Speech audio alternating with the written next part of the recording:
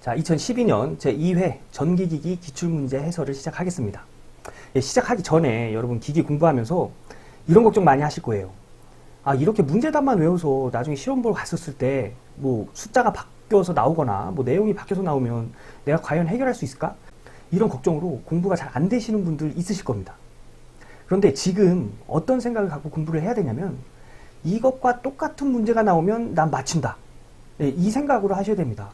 뭐 글로 나온 문제든 계산 문제든 이것과 똑같이 나오면 난 맞힌다. 이런 생각으로 공부를 하셔야 됩니다. 여러분, 우리 100점 맞을 거 아니잖아요. 그죠? 10개년도를 공부하다 보면 중복되는 내용들이 있어요. 그런 내용들은 10개년도를 외워가는 과정에서 이해할 수밖에 없습니다. 그런 문제들 이해하고 10개년도 다 끝난 다음에 간단한 이론을 공부하면 전기 기기에서 12개, 13개, 많이 맞히면 14개, 15개도 맞힐 수 있습니다. 그러니까 너무 걱정하지 마시고요. 지금은 문제 답만, 그리고 이 문제가 나오면 난 100% 맞히겠다. 그런 생각으로 공부에 임해 주셨으면 합니다. 자, 그러면 2012년 2회 전기기기 기출문제 해설을 시작하겠습니다. 직류기의 회전 속도가 위험한 상태가 되지 않으려면 직권 전동기는 무부하 상태, 그 다음에 분권 전동기는 무여자 상태가 되지 않도록 하여야 한다. 이게 답입니다. 직권 전동기는 부하가 없으면 회전 속도가 무한대로 올라갑니다. 그래서 굉장히 위험한 상태가 돼요. 분권 전동기는 무여자 상태가 되면 속도가 위험 속도로 올라가기 때문에 직권 전동기는 무부하, 분권 전동기는 무여자 상태가 되지 않도록 주의해야 됩니다. 그래서 답은 1번입니다. 이것 역시 그냥 암기하고 가는 문제입니다. 42번 전기자 반작용에 대한 설명으로 틀린 것은 전기자 반작용은 주 자속이 감소되는 그런 현상을 전기자 반작용이라고 합니다. 그래서 답은 1번인데요. 1번에 전기자 중성축이 이동하여 주자속이 증가한다고 했죠. 틀린 거예요. 주자속이 감소하는 게 전기자 반작용입니다. 그래서 답은 1번입니다. 자, 43번 정격 5kW, 100V, 50A, 1500rpm의 타여자 직류 발전기가 있다. 계좌 전압이 50V, 계좌 전류가 5A, 전기자 저항이 0.25이고 브러쉬에서의 전압 강하는 2V이다. 무부하시와 정격 부하시의 전압차는 몇 볼트인가? 이거 2012년 1회 때 나온 문제랑 똑같죠? 그런데 여기서 물어본 건 무부하시와 정격 부하시의 전압차를 물어본 겁니다. 이 문제 나오면 어떻게 하라고요? 자, 타여자 직류 발전기 나오면 이런 그림을 그려놓으라고 했습니다. 여기다가 하나씩 써보도록 하겠습니다. 자, 정격이 5kW. 여기 부하가 얘가 5kW고요. 그 다음에 여기에 전압이 100V입니다. 그리고 여기에 흐르는 전류가 50A고요. 계좌 전압, 여기가 계좌 부분이라고 했죠. 계좌 전압이 여기가 50V고요. 그 다음에 계좌 전류가 5A랍니다. 5A. 그 다음에 전기자 저항 어디라고 그랬죠? 이쪽이라고 그랬죠? 전기자 저항이 0.2옴. 그리고 브러쉬 전압 강화 어디라고 그랬죠? 이쪽이라고 그랬죠? 브러쉬 전압 강화가 2V. 그리고 문제에서 무부하시 나오면 어디 전압 얘기하는 거라고 그랬죠? 이 발전기가 처음 발전하는 그 전압을 얘기한다고 했습니다. 그래서 여기 전압을 얘기하는 거예요. 그래서 문제에서 물어본 게 여기 전압을 구해서 여기 전격 부하시 전압, 이게 전격 부하시 전압이거든요. 얘와의 전압차를 구해라 이겁니다. 그래서 우선 얘는 나왔으니까 발전기가 처음 발전한 그 전압을 구하면 되겠죠. 얘 전압 어떻게 구할까요? 얘 더하기 이쪽에 걸린 전압 더하기 요 브러쉬 전압 강화 얘 더하면 된다고 했죠. 그래서 우선 이쪽의 전압 구해볼까요? 이쪽의 전압은 V는 IR 해서 이 저항값에 이 저항을 지나가는 전류값을 곱하면 이쪽의 전압을 알 수 있다고 했죠. 그래서 0.2 곱하기 50A가 이쪽으로 지나가기 때문에 0.2 곱하기 50 하면은 10V 나오네요. 그죠? 그래서 100V 더하기 10V 더하기 2V는 112V네요. 얘랑 빼면 12V 나오네요. 그래서 답은 12V입니다. 타여자 직류 발전기 나오면 이렇게 그리라고 했어요. 이렇게 그려놓고 문제에서 준 단서들을 여기다 다 넣은 다음에 무부하시. 근데 거기 문제가 무부하시입니다. 무부하시 나오면 이때 전압은 직류 발전기가 처음 발전하는 그 전압이라고 했습니다. 이 문제는 전격 부하시의 전압차를 나타내는 거니까 이걸 구한 다음에 전격 부하, 요 100V랑 빼면 답을 알 수가 있습니다. 그래서 답은 1번입니다. 44번 유도 전동기의 2차 저항을 2배로 하면 최대 토크는 몇 배가 되는가? 답은 변하지 않는답니다. 이것도 암기하고 가는 거예요. 유도 전동기의 2차 측 저항을 2배로 하면 최대 토크는 변하지 않는다. 이렇게 암기하고 넘어가시면 됩니다. 우리가 중요한 건 이걸 이해하는 게 아니에요. 지금 문제와 답을 외워가면서 어떤 식으로 문제가 나오는지, 그리고 이것과 똑같은 문제가 나오면 맞힐 수 있도록 지금 공부하는 게 그게 우선이에요. 자, 그래서 44번은 3번입니다. 자, 다음 문제. 45번 사이리스터의 레칭 전류에 관한 설명으로 옳은 것은 답은 4번입니다. 레칭 전류라는 것은 턴온하기 시작하는 전류를 레칭 전류라고 하는 거예요. 이런 문제가 기출문제에서 이론을 알고 가는 문제죠. 레칭 전류는 사이리스터가 턴온하기 시작하는 전류. 46번 변압기 성층철심 강판 재료의 규소 함유량은 4%입니다. 이것도 암기하고 가는 거예요. 이건 역시 기출문제에서 이론을 알 수 있는 그런 문제입니다. 변압기 성층철심의 강판 재료의 규소 함유량은 4%입니다. 47번 1차 전압 3300V 권수비가 30인 단상 변압기로 전등 부하에 20A를 공급할 때의 입력은, 그러니까 문제는 이런 내용입니다. 이렇게 변압기가 있고요. 1차 전압이 3300V고 여기 권수비가 30이고 그 다음에 2차 전류가 20A인데 여기서 공급할 때 이 1차의 입력을 구하라는 얘기입니다. 그래서 우선 P1은 V1, I1 이렇게 구할 수 있죠. P는 VI니까요. 1차 전압은 문제에서 줬습니다. 근데 1차 전류를 몰라요. 근데 문제에서 2차 전류를 줬죠. 그래서 이거를 권수비를 이용해서 1차 전류를 알아낸 다음에 입력을 구해라 이 얘기입니다. 자, 권수비 2차 전압분의 1차 전압, 그 다음에 1차 전류분의 2차 전류. 그래서 1차 전류분의 2차 전류 20이죠. 권수비가 이게 30이랍니다. 그래서 이 식에서 얘를 기준으로 식을 정리해서 구하면 1차 전류를 구할 수 있겠죠. 얘랑 얘랑 자리 바꿀 수 있죠. 그래서 1차 전류는 30분의 20이 되는 거예요. 그래서 P는 VI 이 공식에다가 이렇게 집어넣으면 답을 찾을 수 있습니다. 자, 우선 1차 전압 3300 줬죠. 그 다음에 1차 전류는 30분의 20 그래서 30분의 20 계산하면 2.1 곱하기 10의 3승 와트 나옵니다. 근데 문제에서 킬로와트 단위를 물어봤기 때문에 여기 10의 3승 없애주고 단위에다가 킬로 넣어주면 2.2 킬로와트가 됩니다. 그래서 답은 1번입니다. 이건 역시 간단한 계산 문제죠. 근데 이거 공부해서 이거랑 비슷한 문제 못 맞히면 어떡하지? 이런 걱정하지 말라고 그랬어요. 그냥 이 문제가 나오면 이 문제는 꼭 맞춘다. 이런 생각으로 이 문제에만 신경을 쓰시는 것을 권장드리겠습니다. 자, 다음 문제. 자, 48번. 단상 변압기에서 전부하의 2차 전압은 100V이고 전압 변동률은 3%이다. 1차 단자 전압은 단 1차, 2차 권선비는 20대 1이다. 자, 이런 변압기가 있답니다. 단상 변압기죠. 여기에 2차 전압이 여기가 100V랍니다. 그리고 전압 변동률이 3%고요. 여기서 1차 전압을 구해라. 이 얘기입니다.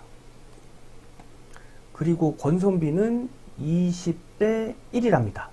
자, 권수비 A는 2차 전압분의 1차 전압이죠. 그래서 1차 전압은 이렇게 옮겨가서 권수비 곱하기 2차 전압이 됩니다. 이 변압기로 보면 얘랑 얘랑 곱한 게 얘랑 얘랑 곱한 거랑 같다는 얘기예요. 그래서 20 곱하기 100은 V1 이렇게 해서 2000으로 구하면 쉽겠는데 또 문제에서 얘를 줬죠. 전압 변동률.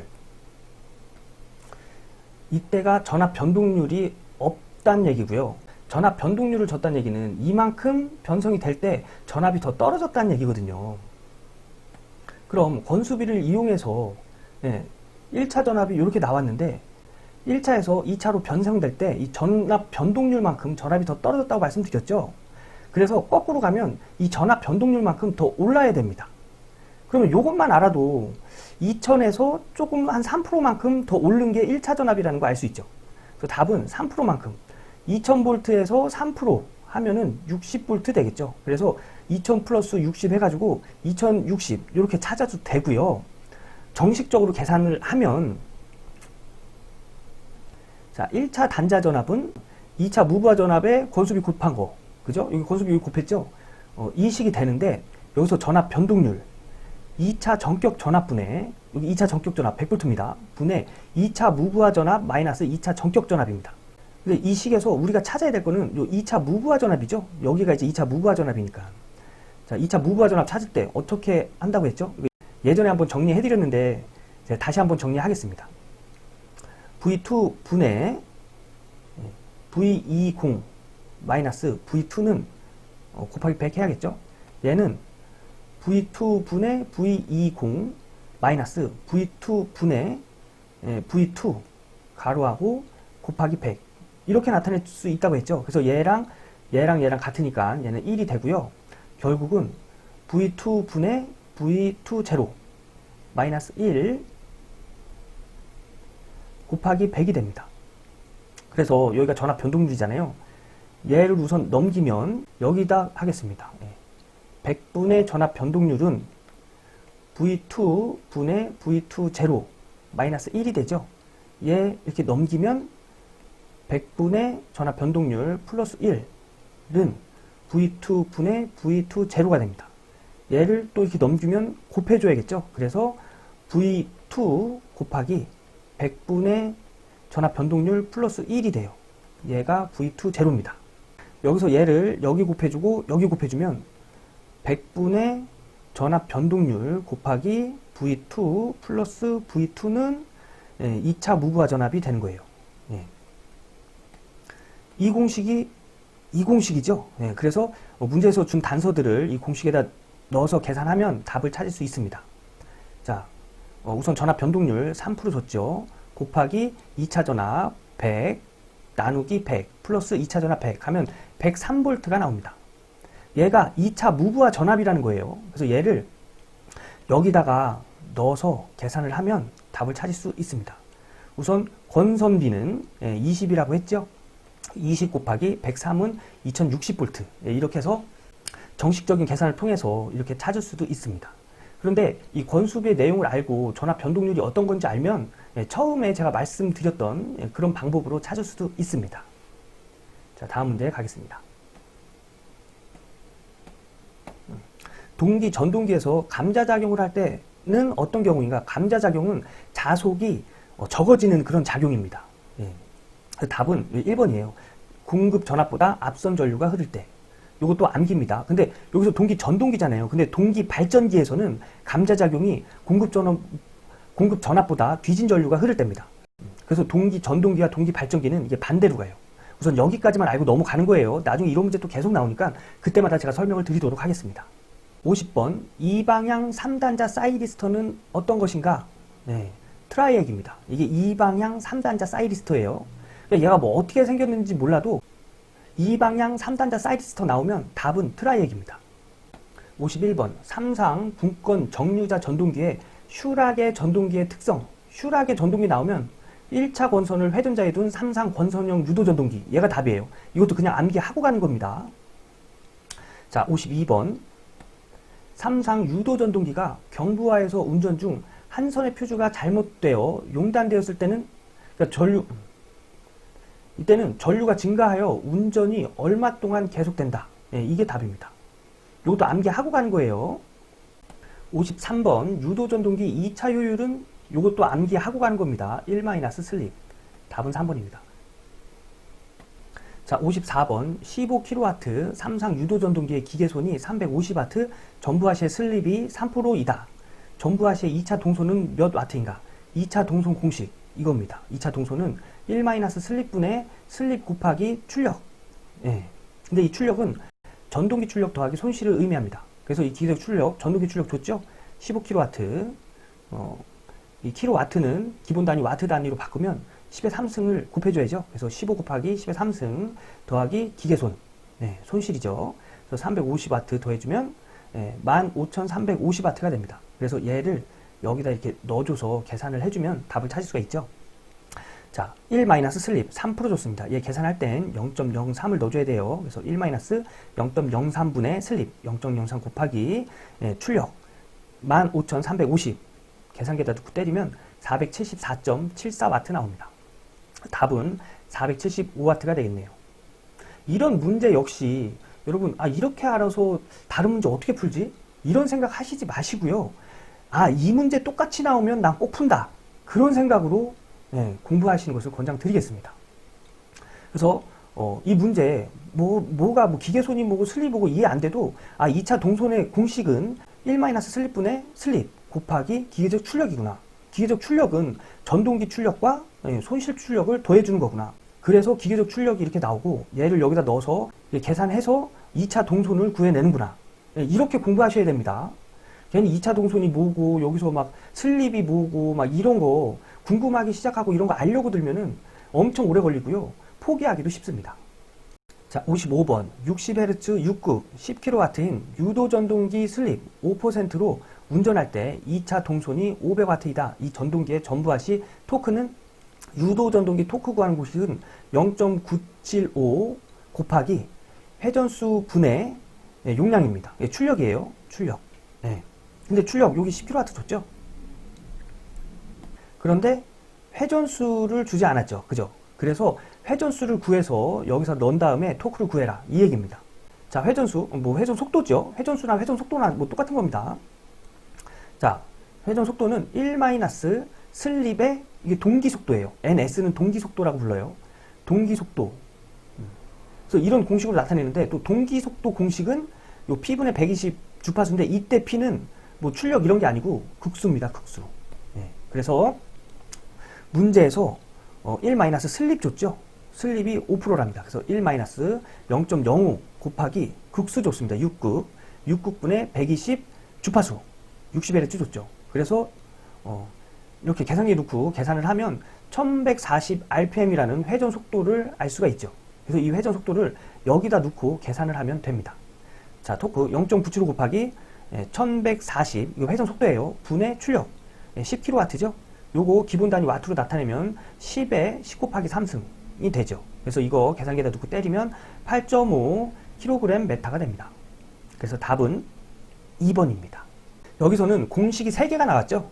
유도 전동기의 토크 구하는 공식, 그 다음에 회전 속도 구하는 공식, 그 다음에 동기 속도 나오는 공식, 이렇게 3개 나왔습니다. 이 3개는 문제에서 진짜 잘 나오는 공식이니까요. 꼭 암기해 두셔야 됩니다. 자, 다음 문제 가겠습니다. 자, 57번 터빈 발전기의 냉각을 수소 냉각 방식으로 하는 이유가 아닌 것은 답은 4번입니다. 반폐형으로 하기 때문에 이물질의 침입이 없고 소음이 감소한다. 이 문제는 그냥 문제답만 외우는 문제입니다. 그래서 답은 4번. 58번 브러시레스 DC 서버 모터의 특징으로 틀린 것은 답은 3번입니다. 기계적 시간 상수가 크고 응답이 느리다. 근데 여기서 이제 서버 모터라고 이제 기기 공부하시면 이 단어가 많이 나오는데요. 서버 모터가 뭐냐면 내가 어떤 출력 값을 얻기 위해 모터들을 동작을 시키는데 거기에 주가 되는 모터, 그런 모터를 서버 모터라고 합니다. 근데 여기서 물어본 건 브러시레스 이제 DC 모터인데 이 DC 서버 모터의 특징은 시간 상수가 짧고 응답이 빠른 게 특징입니다. 그런데 여기는 기계적 시간 상수가 크고 응답이 느리다고 했죠. 그래서 3번이 틀렸습니다. 이 문제 역시 문제 답만 외우고 넘어가는 문제입니다. 자, 59번 변압기 결선 방식 중 3상에서 6상으로 변할 수 없는 것은 우드 브릿지 결선입니다. 우드 브릿지 결선은 3상에서 단상으로 변환하는 결선을 얘기합니다. 그럼 3상에서 6상으로 변환하는 결선은 요 나머지 3개가 되겠죠? 요것도 문제에 심심치 않게 잘 나오니까 암기하고 넘어가셔야 됩니다. 자, 다음 문제 60번 이것 역시 암기죠. 사이리스터에서는 게이트 전류가 흐르면 순방향의 저지 상태에서 온 상태로 된다. 게이트 전류를 가하여 도통 완료까지 시간을 턴온이라고 하나 이 시간이 길면 스위칭 시의 전력 손실이 많고 사이리스터 소자가 파괴되는 수가 있다. 이거 그냥 암기하고 가는 겁니다. 답은 1번입니다. 온 상태는 사이리스터의 순방향으로 전류가 흐르는 상태를 얘기를 하고요. 그러니까 사이리스터가 이런 걸 사이리스터라고 하거든요. 정육입니다. 그래서 순방향, 이쪽 방향으로 전류를 흐르는 상태를 온 상태라고 합니다. 그리고 턴온 시간은 전류가 흐르는 시점부터 도통이 완료되는 시점까지, 그러니까 얘가 온되는 그런 시간을 턴온 시간이라고 하는 거예요. 그리고 스위칭 동작은 말 그대로 열어줬다 닫아줬다 그런 동작을 얘기합니다. 그리고 전력 손실은 목적하지 않는 방향으로 에너지가 소비되는 현상. 그쵸? 그래서 이게 열었다 닫아줬다 이런 시간이 길면 예, 그때 손실이 많아진다고 하는 거예요. 아, 여기서 이거 하나 들어가야겠네요. 그죠? 아무튼 간에 뭐 이 내용 나중에 제가 다 설명드릴 거니까요. 우선은 이거부터 암기하고 가자고요. 예. 이렇게 해서 60문제 다 풀어봤는데요. 여러분 지금은 처음 시작할 때 말씀드렸듯이 아 이렇게 공부해서 될까? 이런 의심하지 마시고요. 딱 이 문제랑 똑같이 나오면 나는 해결한다. 이 생각으로 계산 문제도 얘가 뭐고 이런 거 몰라도 계산 문제 제가 설명드렸으니까 충분히 한번 써볼 수 있잖아요. 그죠? 네, 그런 식으로 지금은 뭔가 모르더라도 이 문제가 나오면 이 문제만큼 풀 수 있도록 예, 그런 연습을 하는 게 지금 하는 공부입니다. 네, 여러분 한 5개년도, 6개년도, 한 7개년도 넘어가면 아 전기 기기가 이런 거구나 예, 이런 감을 잡을 수 있으시니까요. 우선 지금은 예, 문제 답만 외우시면서 간단한 계산 문제 이런 거 한번 풀어보시면서 진행하시는 것을 권장드립니다. 자 그러면 2012년 2회 전기기기 해설 여기서 마치고요. 저는 다음 강의에서 인사드리도록 하겠습니다. 네, 고생 많으셨습니다.